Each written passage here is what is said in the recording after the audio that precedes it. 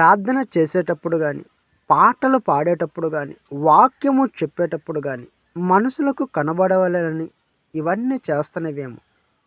ఇలా చేస్తే పరలోకమందున్న తండ్రి వద్ద నుండి మనము ఫలము పొందలేము. వాక్యం ఏం సెలవిస్తుందంటే మత్తయి సువార్త 6వ అధ్యాయము 1వ వచనము.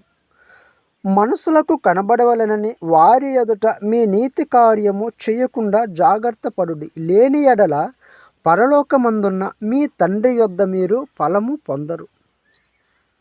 మనం అలా చేస్తే మన తండ్రి యొద్ద నుండి మనము ఫలము పొందలేమంట.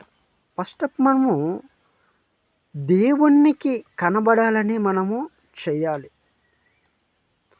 మనసులకు కనబడవాలని కాదు. మనసును మొప్పు కొరకు మనము చేయకూడదు. దేవుని మొప్పు కొరకు మనము చేయాలి. లేక